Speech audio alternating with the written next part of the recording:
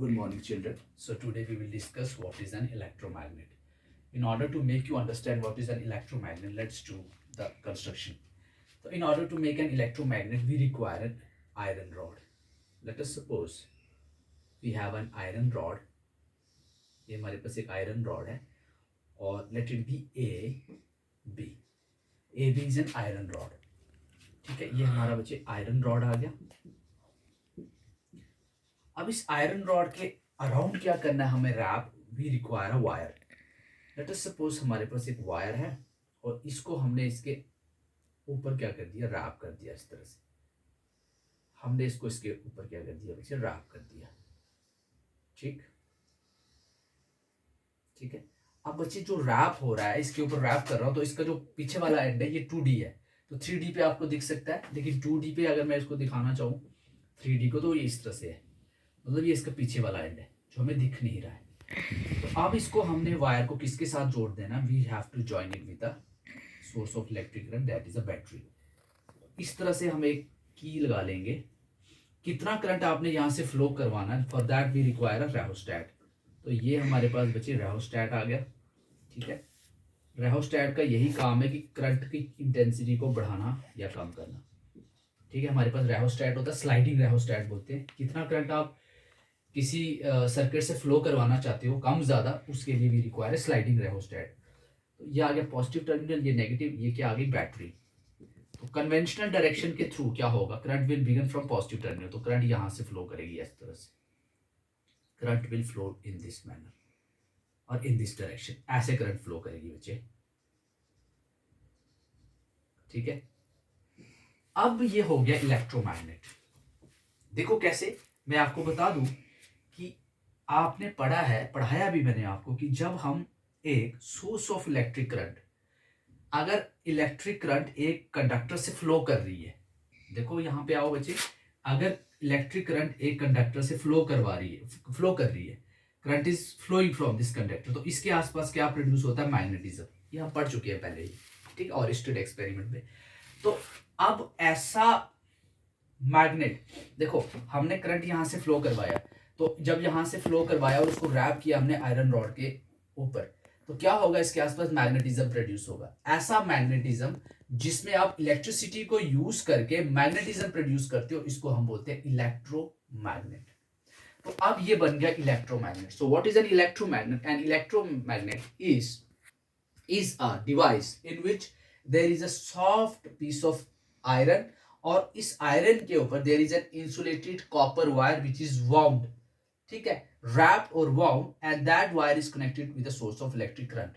तो इस तरह से जो मैग्नेटिज्म प्रोड्यूस होगा वो क्या होगा, इलेक्ट्रोमैग्नेट. एक दूसरा ध्यान देना बच्चों, which is very important thing, अगर ये मैग्नेट है तो इसकी क्या होगी, there will be fixed polarities.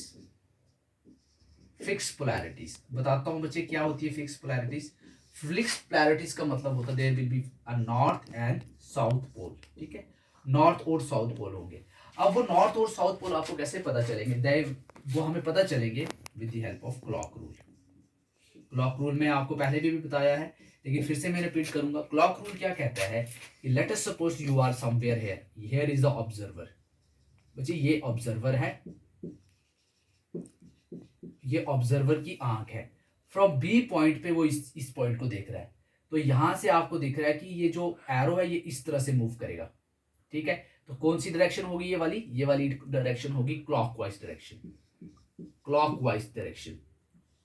Clock rule से हमें पता चला कि कौन सी डायरेक्शन है अभी, क्लॉकवाइज.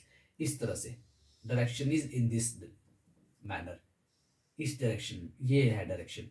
तो जब क्लॉकवाइज डायरेक्शन होता है तब the respective end the south pole. ये हमें कौन बताता है, ये हमें बताता है क्लॉक रूल. क्लॉक रूल बताता है कि जब magnetic field lines clockwise direction में मूव कर रही है तो रिस्पेक्टिव एट द साउथ. अब इधर आ जाए बच्चे, यहां पे आप ए पे हो. ठीक है, यहां पे ए पॉइंट पे हो आप. ठीक है, let us suppose you are on A point.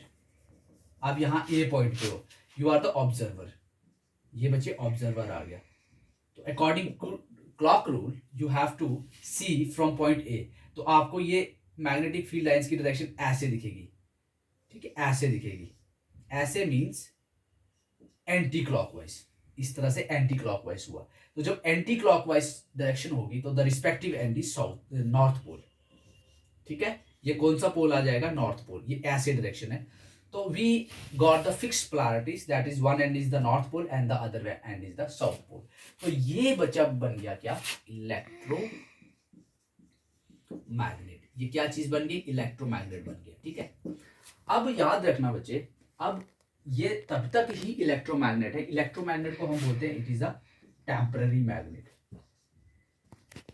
It is a temporary magnet. Why it is a temporary magnet? Then let me explain you that. एक, जब हम इसमें से करंट की सप्लाई को कट कर देंगे, लेट अस सपोज हम इसको स्विच ऑफ कर देंगे, यहाँ से की को ऑफ मोड में रखेंगे, तो करंट विल स्टॉप।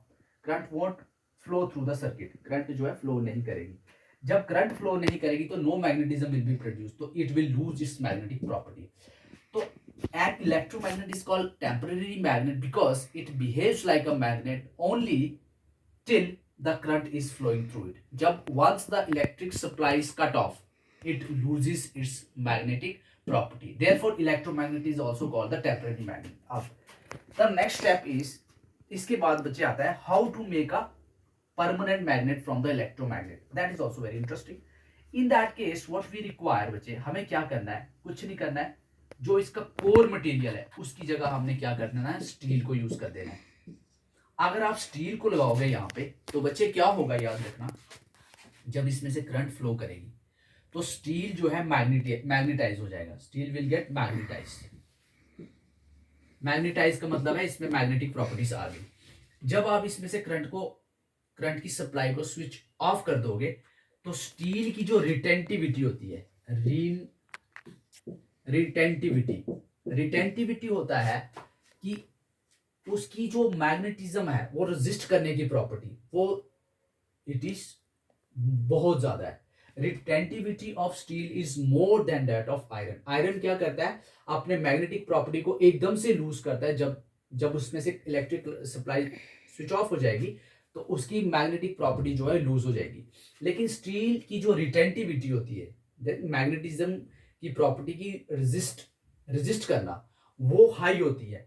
तो स्टील जो है अपनी मैग्नेटिक प्रॉपर्टी लूज नहीं करता। तो अगर आप उसमें से इलेक्ट्रिक सप्लाई स्विच ऑफ कर दोगे तब भी steel will behave as a magnet. तो इसको हम बोलेंगे परमानेंट मैग्नेट।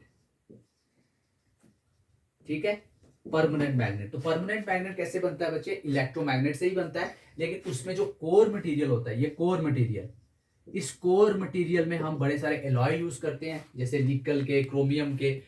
तो या तो कभी कभी हम क्या करते हैं, डायरेक्टली भी हम स्टील को यूज करते हैं। जब हम स्टील को यूज करते हैं तो स्टील की रिटेंटिविटी हाई होने की वजह से steel behaves like a magnet till, जैसे once the magnetic properties are induced in the steel, तो it will behave as a magnet even though electric supply is cut off. So this is a permanent magnet. I hope that you people have understood the concept. So go through the topic and clear your doubts.